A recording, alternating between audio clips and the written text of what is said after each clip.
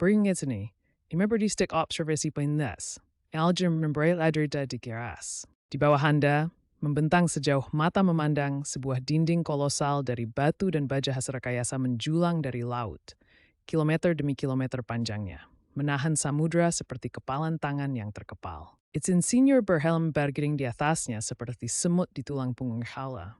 Derek berputar perlahan di cakrawala. Skalanya membuat Anda benar-benar kecil. Anda mungkin berpikir sedang melihat Belanda, negara yang secara harfiah menutup tegak air laut masuk. Kamu tidak. Anda berada di Indonesia. Garis pantai yang selalu dikatakan tenggelam, yang oleh media internasional disebut sebagai kasus yang sudah tidak bisa diselamatkan, kini menjadi lokasi proyek tembok laut terbesar di dunia. Kerentanan yang dulu menjadi bahan ejekan kini menjadi cetak biru yang sedang diupayakan dunia untuk dipahami. Seorang kolega saya dari Belanda, seorang insinyur air asli dari Rotterdam, mengatakan kepada saya bahwa saluran ini tidak akan meraih 10 pelengkian. Dia kata, tidak ada streng pun di luar Indonesia yang peduli konten infrastruktur Indonesia. Terlalu khusus, terlalu lokal. Tetapi digivers besar ni diriger di penembasa hau permukamai. Tujuannya bahwa ada stella. Itu akan sekarang sebagaikan bahwa kata memisap terselin dan beling serbstorwasakan ini tetap isna. Assalamualaikum dan selamat datang. Hari ini, Anda akan mempelajari mengapa Indonesia membangun struktur tembok laut terbesar di dunia, apa yang dikatakan para insinyur asing dan lembaga iklim tentang hal itu, dan mengapa negara-negara berkembang dari Bangladesh hingga Nigeria mengamati proyek ini lebih cermat daripada berita infrastruktur lainnya dalam dekade terakhir. Dan tetap bersama saya, karena ada satu fakta di tengah video ini yang membuat para insinyur banjir senior dari Belanda benar-benar terdiam ketika pertama kali mendengarnya. Kerangka kerja sudah sepenuhnya ada dalam konteks NESO berdasarkan PDF yang diunggah. So, menurut every shoot frequently jansen we scarebkang, and setiap seri that gap iduli kimbat. Karena jilid buried ni mosaid. Pada tahun itu, gempa bumi Samudra Hindia memicu tsunami yang menewaskan lebih dari 220.000 orang di 14 negara. Indonesia menanggung dampak terburuknya. Aceh rata dengan tanah, seluruh desa pesisir lenyap dalam hitungan menit. Dunia menyaksikan dengan ngeri, dan banyak suara yang sama yang menyaksikan juga mengatakan secara diam-diam bahwa negara seperti Indonesia sama sekali tidak siap untuk melindungi garis pantainya sendiri. Terlalu miskin, terlalu kacau, terlalu banyak pulau untuk dikelola. Selama bertahun-tahun setelah itu, percakapan tentang Indonesia dan laut selalu tentang kerentanan, tentang naiknya permukaan air, tentang ibu kota, Jakarta, yang tenggelam ke Laut Jawa dengan salah satu laju tercepat dibandingkan manapun di bumi. Pada beberapa titik, Jakarta Utara turun hingga 25 cm per tahun. Para ilmuwan menerbitkan makalah. Analis asing menulis laporan. Narasi tersebut konsisten. Indonesia kalah dalam pertempurannya melawan lautan. Dan narasi itu tidak sepenuhnya salah.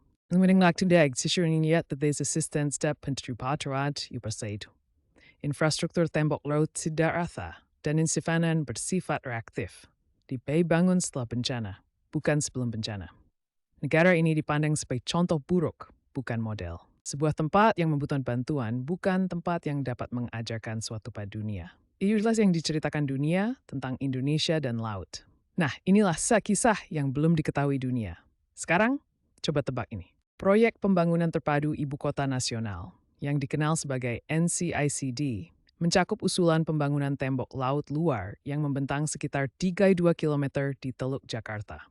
Namun itu hanyalah satu komponen. Konsep tembok laut raksasa yang lebih luas, yang telah dikembangkan secara bertahap oleh para insinyur dan perencana Indonesia, mencakup kerangka perlindungan pantai dan reklamasi lahan yang membentang ratusan kilometer garis pantai yang rentan di seluruh kepulauan. Inilah angka yang membuat orang terkejut. Garis pantai Indonesia membentang lebih dari 99.000 km.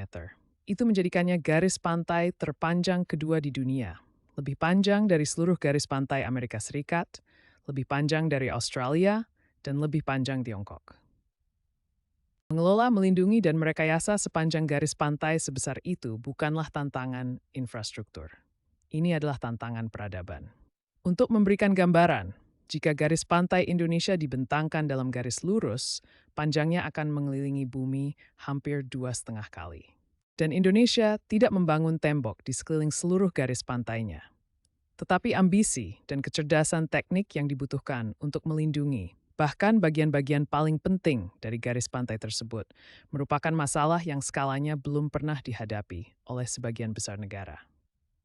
Negara yang skala ampliar kecil dari Indonesia melakukannya, tak namun perikatan bernama, dan mereka tidak memiliki jawaban basic.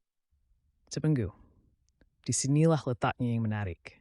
Proyek NCICD, Rencana Induk Pertahanan dan Reklamasi Pantai Bertahap Indonesia untuk Teluk Jakarta, dikembangkan bekerjasama dengan perusahaan teknik Belanda, termasuk Witteveen's-Bos dan Grontmij, di bawah program bersama Indonesia-Belanda. Belanda, negara yang telah menghabiskan 5 abad untuk merekayasa jalan keluar dari laut, tidak datang ke Indonesia untuk memberikan sumbangan amal.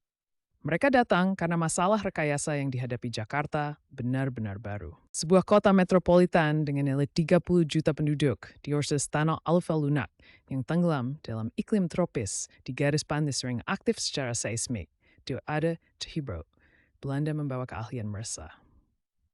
Indonesia menyediakan skala, kondisi, dan akhirnya inovasi. Ini bukan rumor. Hal ini didokumentasikan dalam Pembangunan Pesisir Terpadu Ibu Kota Nasional bersama Indonesia-Belanda yang diterbitkan dengan spesifikasi teknis lengkap dan disetujui oleh kedua pemerintah. Kemudian ada Vietnam. Kota Ho Chi Minh menghadapi tekanan pesisir yang hampir identik dengan Jakarta. Penurunan permukaan tanah, banjir, delta dataran rendah, dan populasi yang mengalami urbanisasi pesat. Menurut laporan Program Ketahanan Perkotaan Bank Pembangunan Asia, para insinyur pesisir Vietnam telah secara formal mempelajari model pertahanan banjir bertingkat Jakarta, khususnya integrasi sistem kanal dalam dengan penghalang laut luar yang diusulkan. ADB memfasilitasi pertukaran pengetahuan langsung antara tim teknis Indonesia dan Vietnam sebagai bagian dari inisiatif ketahanan perkotaan regionalnya. Bangladesh juga mengamati.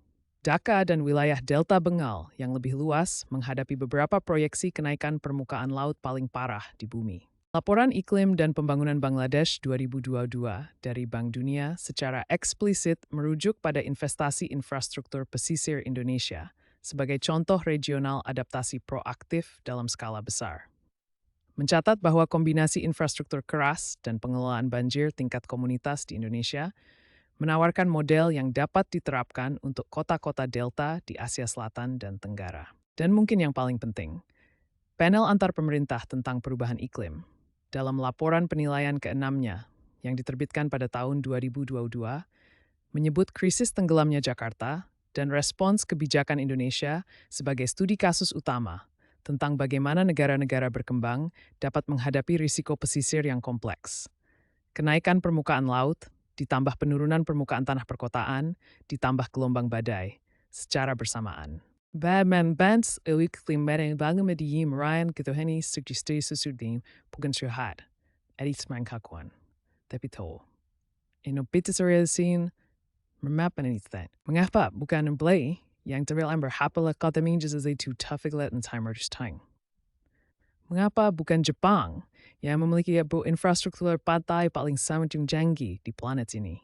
Mengapa bukan Singapura yang telah meningkatkan standar reklamasi lahannya sebagai antisipasi kenaikan permukaan laut?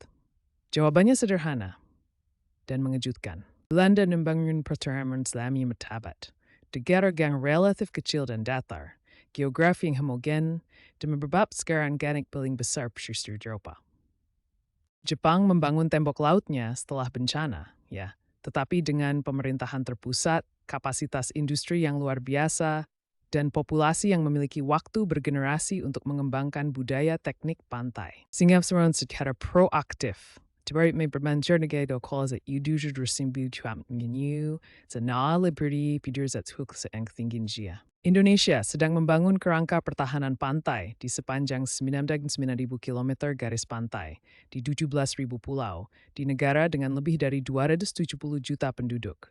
Ketidaksetaraan regional yang signifikan, risiko seismik aktif, dan pemerintah yang harus menyeimbangkan perlindungan pantai dengan puluhan prioritas nasional mendesak lainnya. Setiap solusi yang berhasil di Indonesia berhasil dalam kondisi yang paling sulit. Ini seperti belajar menavigasi badai dari seorang pelaut yang pernah melakukannya di atas rakit, bukan kapal perang. Kedua pelaut itu mengenal laut. Tetapi satu memahami apa yang harus diukur di Straibertia and mereka memiliki ulhing. Dan air masih terus naik. Kota-kota yang tiba-tiba terdepak terburuk, Dhaka, Ho Chi Minh, Lagos, tidak letak seperti is. Minzian Cap American Sechaflets. Dan mestu bis tidak titi. Namun, ada harus jujur. Namun kita sendiri harus mencakup hal ini. Proyek template ARSA yang mengetahui strategis stres. Para peneliti lingkungan telah menyampaikan kekhawatiran yang sah bahwa reklamasi skala besar di Teluk Jakarta telah merusak ekosistem laut dan memengaruhi mata pencaharian masyarakat nelayan di sepanjang pantai utara. Relokasi penduduk pesisir yang tergusur akibat proyek reklamasi dan normalisasi tidak selalu berjalan lancar. Telah terjadi protes, perselisihan mengenai kompensasi, dan masyarakat yang merasa tidak memiliki suara dalam keputusan yang mengganggu kehidupan mereka. Dan tembok laut luar secara keseluruhan. Untuk saat ini, dapat rencana, pendanaan, tahapan, dan kemauan politik dalam tahap negosiasi. Proyek ini jalan berbabluol yang direncanakan semula. Ini bukanlah tanda-tanda kegagalan. Ini adalah tanda pertumbuhan. Arahnya sudah tepat. Dan tantangan yang dihadapi adalah tantangan yang pada akhirnya harus dihadapi oleh setiap negara, demokrasi, infrastruktur yang ambisius. 3 hal yang perlu diingat dari hari ini. Pertama, Indonesia bukan hanya negara yang terancam oleh laut, tetapi juga negara yang secara aktif membangun kerangka pertahanan pantai terbesar dan paling kompleks di dunia berkembang, pada skala yang telah menarik studi formal dari Belanda, Vietnam, Bangladesh, dan lembaga-lembaga ilmu iklim terkemuka di dunia. Kedua, kondisi krisis case presermished parts hasats, kalif, kompleksis, ksak smistrum hiu, jukrais, yatidas sorgi dudeshiu begitu nur. Solusi yang dibangun dalam kondisi yang mustahil adalah satu-satunya solusi yang penting bagi miliaran orang yang hidup dalam kondisi yang mustahil. Ketiga, kita sebagai warga Indonesia perlu memahami apa yang sedang kita bangun sebelum seluruh dunia selesai mendokumentasikannya untuk kita. Para insinyur, para perencana, masyarakat yang menahan laut, mereka tidak hanya melindungi Jakarta. Mereka sedang menulis panduan tentang bagaimana garis pantai di abad ke-21 dapat bertahan hidup. Menurut kalian, kota mana yang diam-diam sedang mempelajari strategi tembok laut Indonesia saat ini? Edge, within stepped, LMX, saat sini. That's a video in means spawning the sword by hand at bits by sleep along giggins go tur. Simin karmi stigmatic udes usually sulit come to kin sembeni. That belum basada.